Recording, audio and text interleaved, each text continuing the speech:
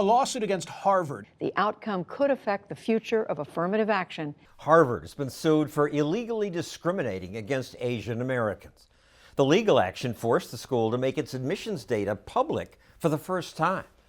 That did reveal that Asian applicants must score 22 points higher on the SAT than whites, 63 points higher than blacks.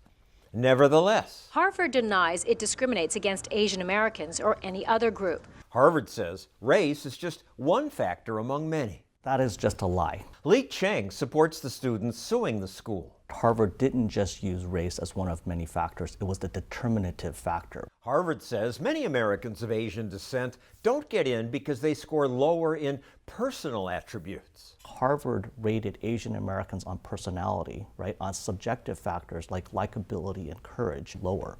This is because Asian Americans are boring little grade grubbers. They just focus on getting good grades and good test scores. I can categorically say that's bullshit.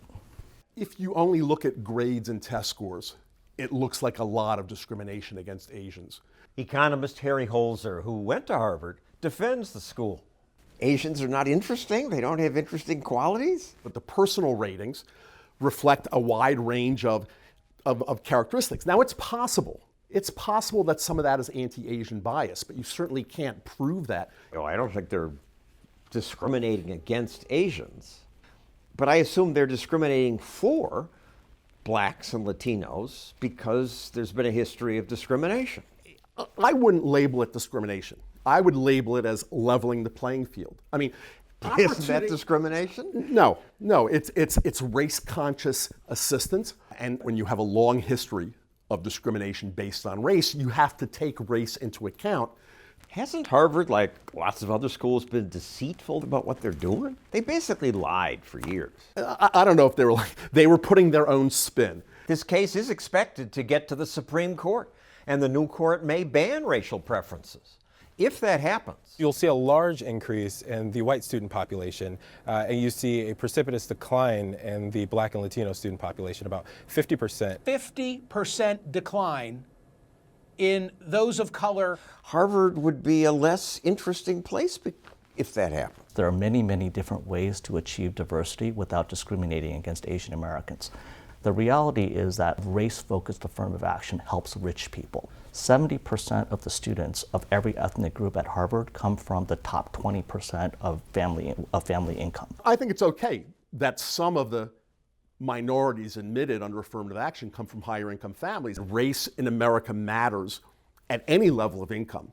The groups that are harmed the most are actually poor whites and poor Asians. Cheng is passionate about ending racial preferences because when he was in the 8th grade, he applied to San Francisco's Lowell High School. I was just shocked when I found out I had to score higher than kids of any other ethnic group because I'd just taken civics. I was just taught in civics and history that in America, everybody was supposed to be equal under the law. Lowell High School excels in everything from music to math. Cheng got into that high school, but the kids who were negatively affected were the kids of the dishwashers and the seamstresses who lived in Chinatown, who were very poor. Cheng later went to Harvard. He became a lawyer and successfully sued San Francisco over its race-based preferences. So we got rid of the quotas in San Francisco. You Asians, we white people, we're doing well in America.